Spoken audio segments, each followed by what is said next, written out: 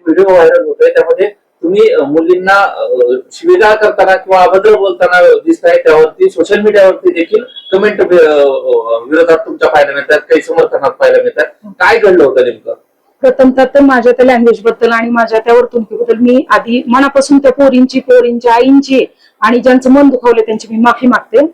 पण पाहुण्याच्या भरातनं आणि त्यांचा म्हणजे तिघींचा मृत्यू मी माझ्या डोळ्यांनी पाहिला, एवढा मी म्हणजे ह्याच्यामध्ये मी सांगते. कारण मी पाहिलं होतं त्या जिगजॅग टाईप जात होत्या, गाड्यांना डॅश करून, इतर गाड्यांना डॅश करून जात होत्या. मी रोखण्याचा प्रयत्न पण केला, पण त्यांनी आरे रावेची भाषा, तू तुझं बघ अशी भाषा वापरून त्या पुढे निघून गेल्या होत्या आणि बस आणि टेम्पोच्या मध्ये त्यांचं ते अटकल्या होत्या. आणि कसं गाडी त्यांनी काढली तिथनं हे मला नाही माहिती, पण सुदैवानं मी त्यांना फॉलो केलं आणि त्यांना मी म्हणजे माझ्या शब्दामध्ये खडसवण्याचा प्रयत्न केलेला होता. खरं तर तुम्ही वर्दीत दिसत आहात, त्यामध्ये तुम्ही जी भाषा वापरताय त्याबद्दल देखील सोशल मीडिया व्यक्त होताना लोक पाहायला मिळत आहेत. तर काय नेमकं घडलं होतं, तेवढं तुम्ही संतप्त होण्याचं कारण काय होतं? मी माझ्या मुलींना, 2 मुलींना मी ट्युशनला सोडायला चालले होते. छोटी मुलगी आहे माझ्यासोबत आणि मोठी मुलगी पण आलेला, तिला ड्रॉप करायचं होतं मला. तर मी नव्या नाक्यापासून निघाले होते आणि ती माझ्या गाडीला कट मारून पुढे तिघांच्या गाडीला कट मारला.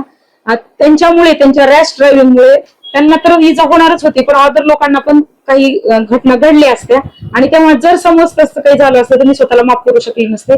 भावनेच्या भरातनं एक मात्र आई म्हणून मी त्यांना रागवलेले आहे. पोलीस वर्दी मी ड्युटीला जायचं होतं मला, माझ्या म्हणजे घर एवढं लांब असल्यामुळे नाही का, डबल मला यायला नको होतं म्हणून पोरींना ड्रॉप करून मी ड्युटीला जाणार होते. म्हणून माझ्या अंगावर वर्दी होती आणि जी भाषा आहे त्याच्याबद्दल मी खरंच मनापासून माफी मागते. मला तसं बोलायचा उद्देश असं इंटेन्शनली काहीच नव्हतं सर.